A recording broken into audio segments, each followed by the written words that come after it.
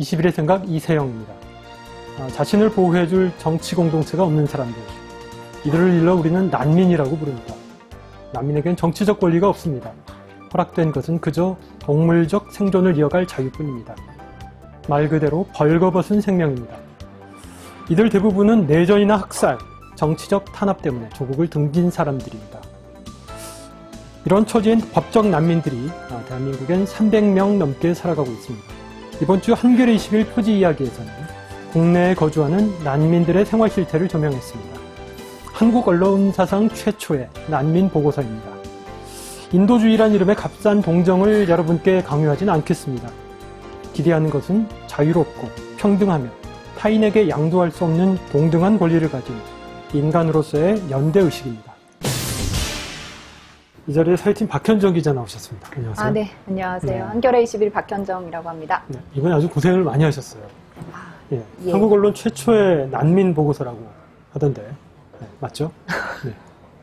아니 2007년도쯤에 한 일간지에서 난민 인정자를 조사한 적이 있었는데요. 그 이후로 한 시간이 지났기 때문에 이 정도 규모는 처음이라고 할 수 있을 것 같습니다. 이 원대한 기획을 어떻게 시작하게 되셨는지 궁금하네요. 네, 그 시작은 굉장히 단순했습니다. 그러니까 한국에서 난민 지위를 인정받기는 굉장히 어렵다고 해요. 시간도 길게 걸리고 또 이제 정부에서 굉장히 까다롭게 보기 때문에 그 어려움을 지적하는 기사들이 많이 있었는데 그렇다면 과연 인정을 받은 후에는 어떻게 살고 있을까라는 단순한 호기심이었고요. 네. 난민 하면은 가장 먼저 떠올리는 이미지가 70년대, 80년대 베트남 보트 피플이에요. 네. 학교에서 그런 얘기를 들었어요. 네. 이 경각심을 갖지 않고 느슨하게 살다 보면 자칫 너희들도 보트 피플 된다. 애국심을 가져라. 상당히 그 당시에는 이제 반공교육의 일환으로 이런 논의들이 됐었는데 일단 각설하고 난민이라고 한다면 이게 좀 얼추 또 보트피플 얘기 나오는 거 보니까 연배가 저는 잘 못 듣고 자란 세대라 굉장히 이제 그 정의는 굉장히 딱 한마디로 얘기하면은 그 나라에서 보호를 받지 못하는 사람들이라고 볼 수 있는데요. 그러니까 조금 어려운 말로 하면은 여러 가지 인종, 국가, 정치적 의견 여러 가지 사유로 인해서 입증할 만한 충분한 밖에 사유가 있는 사람들이라고 정의가 돼 있어요. 그러니까 좀 어려운데 그러니까 한마디로 나고 자란 그 나라에서 보호를 받지 못하고 그 나라에서 살 수 없는 사람들이라고 생각하시면 조금 더 간단하지 않을까라는 생각이 듭니다. 어쨌든 입증을 해야 되는 거군요. 예, 그게 이제 박해를 얼만큼 받았느냐에 따라서 그러니까 무조건 저는 난민입니다라고 주장한다고 해서 난민이라고 인정받을 수는 없는 상황이에요. 근데 이제 그게 박해를 얼마만큼 받느냐의 그 정도는 나라마다 좀 차이가 있는 편입니다.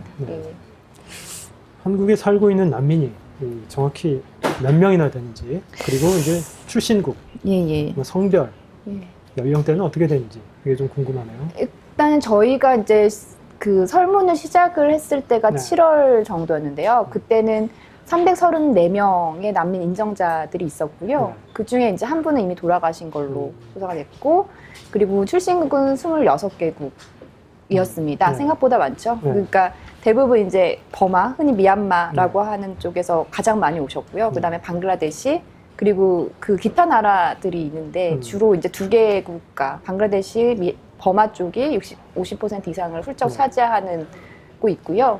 그래서 생각보다는 다양하죠. 26개국이면. 그렇게 있고요. 주로 그러면 아시아, 아프리카 이쪽이 집중되어 있나요? 그렇죠. 아시아, 아프리카, 아시아가 훨씬 많고요. 그 다음에 이제 아프리카 대륙으로 보면은 그렇고요. 아메리카 대륙은 찾아보기 힘들었고요. 중동도 있었습니다. 종교적인 이유 때문에. 중동 같은 경우에는 그렇죠. 그런 이유. 그러니까 기독교, 무슬림 국가니까 이제 기독교를 믿는 이유로 박해를 받아서 왔다는 난민들이 있었고요. 그 성별로 보면은 남자분들이 훨씬 많았어요. 한 200명이 훨씬 넘어서 여자보다는 2배 정도 많았고요. 그 나이대 연령별로 보면 아무래도 좀 이주하기가 쉬운 몸이 건강한 편인 30, 40대가 주류를 이뤘습니다. 그러니까 60%가 훨씬 넘었고요. 전체 차지하는 비중에서는 그렇습니다. 근데 사실 한국이란 나라가 언어도 생소하고 문화도 다르고 정착하는데 상당히 어려움이 있을 텐데 주로 이분들은 이제 어떤 일을 하면서 어느 지역에서 예. 살고 계신가요? 그러니까 실제로도 그러니까 한국어를 할 수 있는 사람들이 그렇게 많지는 않았어요. 그러니까 의외로 제가 생각했던 것보다 대부분 이주 노동자 분들이 일하시고 있는 공장에서 많이 일을 하시고 계셨는데요. 저희가 이제 97명 정도를 이제 찾아서 설문조사를 했는데 그 중에서 한 절반 정도가 이제 그 제조업, 공장 혹은 건설 현장에서 일을 하신다고 답을 했고요. 주로 이제 수도권이나 경기 지역에 이제 공장이 많은 쪽에 계셨습니다. 그리고 그 외에는 이제 아마 뭐 민주화 운동, 버마 민주화 운동 하시는 분들이 좀 있어서 뭐 정치인이나 NGO 활동이 내 직업이다라고 답하신 분이 있었고요. 그다음에 그 아프리카 쪽이나 그 아시아 쪽에서 영어를 하실 수 있는 분들이 있었는데요. 이분들 같은 경우에는 이제 그 학원 강사나 이제 학교 선생님으로 일을 어학을 가르치는, 영어를 가르치는 일자리가 좀 있었는데요. 대부분은 제조업 쪽에. 예, 예.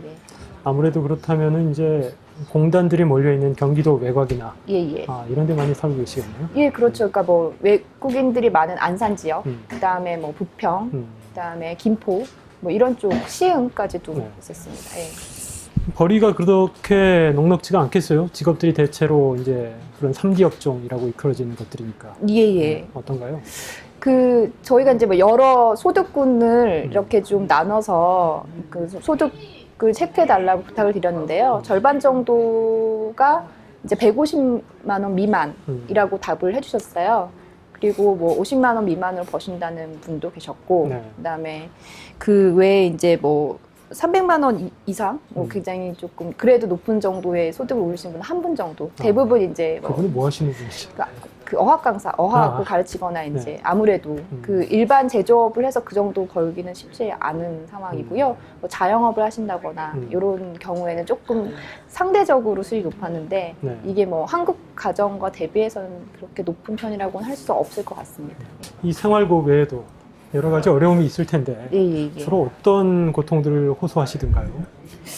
그러니까 사실은 이제 그 아주 충분히 우리나라에서 돈이 없거나, 그러니까 돈이 없는 분들이 겪을 수 있는 그 모든 것들을 겪고 있다는 느낌이 강하게 들었어요. 돈이 없거나 돈이 없으면 아무래도 주거 환경이 불안정하고, 그러니까 굉장히 좀 그러니까 생계가 해결 안 되는, 당연히 먹고 사는 문제가 계속되면 그럴 수밖에 없잖아요. 그러니까 그런 문제와 더불어 이제 특히나 아이들 문제가 커 보였는데요. 자녀를 기르는 경우가 많았나요? 아직까진 그렇게 뭐 많지는 않았는데, 그 이제 앞으로 이제 난민 가정이 늘어나면 또 이제 가정을 꾸릴 사람들이 계시니까 아이들이 태어나는 건 너무 당연한 일인데요. 일단은 이제 그 중도에 이제 아빠나 엄마를 따라서 한국으로 온 경우 같은 경우에는 적응 문제, 그 친구들 적응 문제가 있고요. 그다음에 여기서 태어난 아이들 같은 경우에도 이제 혼란이 있을 수 있겠죠. 그리고 이제 출생신고 같은 경우에 이제 이분들은 난민 같은 경우는 자국의 대사관이나 자국의 출생신고 절차를 밟지 못하니까 일단은 그 자국의 출생신고는 하지 못하는데 우리나라에서는 이제 엄마 아빠, 그러니까 아빠의 국적을 따르도록 하기 때문에 약간의 사실상의 묵종 상태가 되는 그런 경우도 있습니다. 예. 그 난민 중에 혹시 귀화하신 분도 계신가요?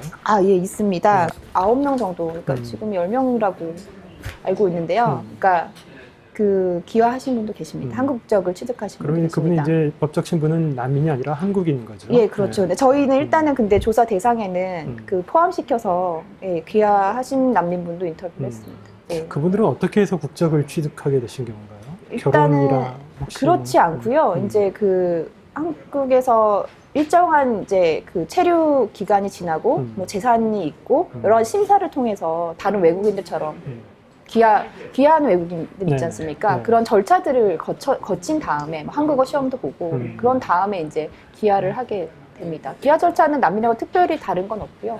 예. 노후 불안에 대해서도 호소하시는 분들이 좀 계시나요? 뭐 아까 말씀드렸다시피 이제 당장 생계를 걱정하고 당장 벌이를 하다 보니까 뭐 이분들에게 뭐 뭔가 저축을 할 여력이 있다던가 이런 것들이 좀 부족해서 주로 가정을 꾸리시는 분들이겠네요. 그렇죠, 그렇죠. 예, 그런 분들 같은 경우에 나이가 들어가면서 아무래도 미래에 대한 고민이 좀 있으셨어요. 네, 뭐 사실 교육 문제나 양육 문제 노후 문제는 이제 한국인들도 똑같이 겪고 있는 문제들인데 네. 이분들은 그 강도가 클 수밖에 없겠군요. 아무래도 이제 돈을 갖고 오신 분들도 아예 없는 건 아닌데요. 하지만 대부분 이제 바로 급하게 오셔서 맨몸으로 이제 낯선 땅 시작을 하다 보니까 뭐 아무래도 그런 문제들이 더 몸에 바로 부딪히는 거지 않을까 싶습니다. 해외여행은 자유롭게 할 수 있나 보죠? 아, 그렇죠. 난민도 사람인데요. 아. 이제 여권은 네. 쓸 수가 없잖아요. 원래 출신국에서 준 여권은 이제 기간 만료가 되거나 더 이상 쓸 수가 없는데 대신에 이제 한국 정부, 그러니까 난민 지위를 인정한 나라에서 여행증명서를 발급하게 돼 있어요. 그래서 그 여행증명서는 이렇게 여권하고 되게 비슷하게 생겨져 있는데 생김새가 비슷한데 그걸 가지고 여행을 갈 수가 있죠. 예전에 이제 홍사 선생님 같은 경우에 그 여행증명서에 그 고향 한국 빼고는 다 갈 수 있는 뭐 그런 게 난민이다 이렇게 이런 얘기도 있었는데요. 근데 이제 그 과정에서 좀 재밌는 에피소드들이 그 한국의 출입국 심사대에 보면은 외국인 또 한국인 전용 이렇게 나눠져 있잖아요. 많은 난민분들이 그 앞에서 어디로 가야 할지 왜냐하면 나는 외국인이긴 한데 국적은 사실상 지금 사용할 수 없는 국적자잖아요. 그러니까 또 한국적이 없으니까 또 외국인이긴 하고 그렇다고 외국인이라고 하기엔 외국 국적이 없고 그래서 거기서 굉장히 좀 방향을 상실하시는군요.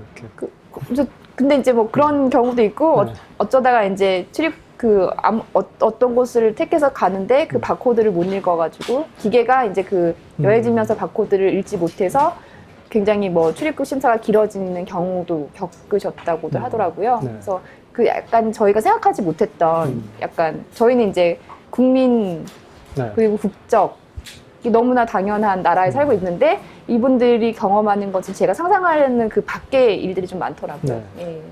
이번에 그 난민 시리즈를 4회로 기획을 하셨더라고요. 예. 앞으로 어떤 내용들이 나오게 되나요? 예, 일단은 그 첫 번째는 저희가 이제 한국에서 도대체 어떻게 사시는지, 뭐 어떤 일을 하고, 뭐 어디에서 좀 사시고 이런 것들 살펴봤다면 두 번째 같은 경우는 이분들이 도대체 어떻게 한국까지 오게 되는지 특히나 이제 아프리카에서 오신 분들은 좀 궁금하지 않으세요? 뭐 가까우신 분들은 그렇다 치고 그래서 그분들이 도대체 어떻게 해서 한국으로 오게 되는지가 좀 궁금해서 그런 부분도 살펴볼 예정이고요.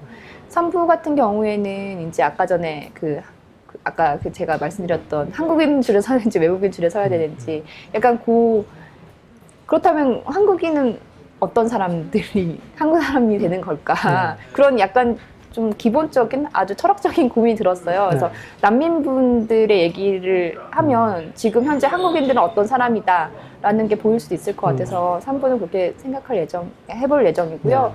그 4부 같은 경우에는 사실은 난민이 외국 사람들의 경우만 난민이라고도 많이 생각하시지만 한국 국적자임에도 해외에 가서 난민으로 살고 계시는 분들이 있어요. 뭐 가깝게는 탈북자 분들도 마찬가지죠. 많이 얘기 나오는. 얼마 전 박 기자가 기사에서 따른 호주에 가 계신 뉴질랜드였나요? 아, 호주였습니다.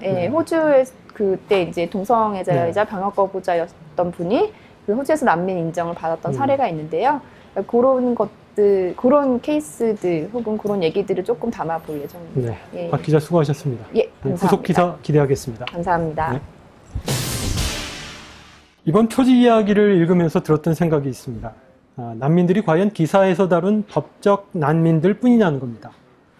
대한민국 국적을 갖고 있음에도 끝없는 의심과 차별의 시선 아래 살아가는 북한 이탈 주민들, 일터에 고용돼 있으면서도 그렇지 않은 존재로 다뤄지는 파견직, 비정규직 노동자들, 그리고 원전 송전탑 때문에 수십 년 살아온 터전에서 쫓겨날 처지에 처한 밀양의 노인들, 이들의 공통점은 공동체 내부에 있으면서도 공동체의 이익이 위기에 처해 있다고 판단되는 순간 가장 먼저 희생을 강요받는 사람들이라는 겁니다.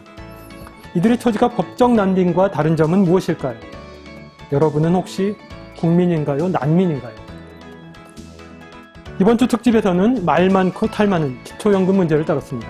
지난주 정부가 내놓은 기초연금안은 지난해 대통령 선거 당시 내놓았던 공약에서 대폭 후퇴한 안이라는 것이 중론입니다. 수급 대상을 하위 70%로 제한하고 지급액을 국민연금과 연계한 것이 핵심인데요. 이것이 왜 문제인지, 이렇게 할 경우 어떤 난점들이 발생하는지에 대해 친절하게 설명해 드립니다. 21의 생각, 오늘은 여기까지입니다. 지금까지 진행의 이세영이었습니다.